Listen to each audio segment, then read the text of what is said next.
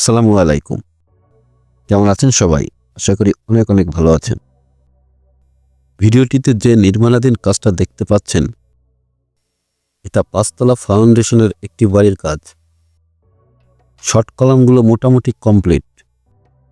এখন ভিটি ভরাট করা হচ্ছে। কিন্তু এই নির্মাণাধীন বাড়ির কলামের রডগুলো একটু খেয়াল করেন। এই দেখেন, শর্ট কলাম করার পরও কলামের রডগুলি লম্বা আছে ১৩ থেকে ১৪ ফিট। ১৩ থেকে ১৪ ফিটের মতন। এখানে সবগুলো কলামের রডই প্রায় একইভাবে রাখা আছে।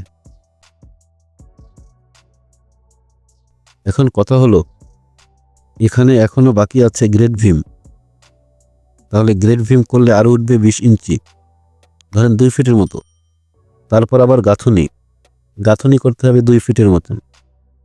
তারপর ফ্লোর ঢালাই করতে হবে, তাহলে অ্যাভারেজ ৫ ফিটের মতো উঠবে। এবার একটা হিসাব করা যাক।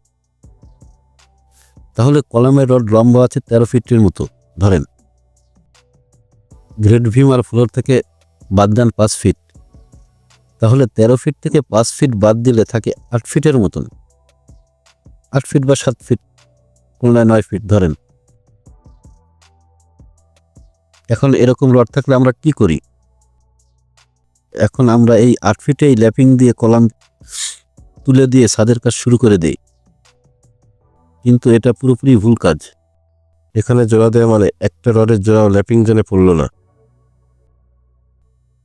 কলামের ল্যাপিং দিতে হবে L/4 এ। কলামের ল্যাপিং দিতে হবে L/4 এর মাঝের অংশে, মানে কলামের মাঝখানের অংশে। মানে একটা কলাম যদি ১০ ফিট লম্বা হয়,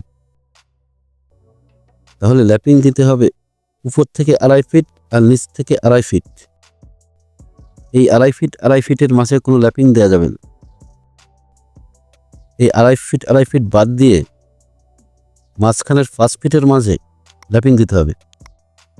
আবার ভীম ছাদের ক্ষেত্রে কলামের হাইট হয় ৯ ফিট, তাহলে উপর থেকে ২.৫ ফিট আর নিচ থেকে ২.৫ ফিট বাদ দিয়ে মাঝখানে যে ৪ ফিট থাকে, এই ৪ ফিটের মধ্যে ল্যাপিং দিতে হবে। কলামের এই ল্যাপিংয়ের ভুলটা বেশিরভাগ বিল্ডিংয়েই হয়। সেজন্য বাড়ি নির্মাণ করার পূর্বে আপনাকে ভাবতে হবে, আর মিস্ত্রিকে আগে থেকে বলতে হবে যেন কলামের ল্যাপিং কলামের মাঝখানে পড়ে। তাহলে সে রড কাটার সময় হিসাব করে কাটবে। সবচেয়ে ভালো হয় নিচতলায় ল্যাপিং না দিলে। কিন্তু সমস্যা হলো, বেশি লম্বা রড আবার দাঁড় করিয়ে রাখা যায় না। তারপরও মিস্ত্রিকে বলে দেখবেন, যদি রাখা সম্ভব হয় তাহলে রাখতে পারলে ভালো।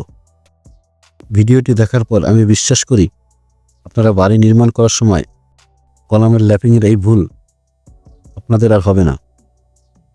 ভিডিওটি সম্পর্কে আপনার যদি কোনো মতামত থাকে অবশ্যই কমেন্ট বক্সে জানাবেন।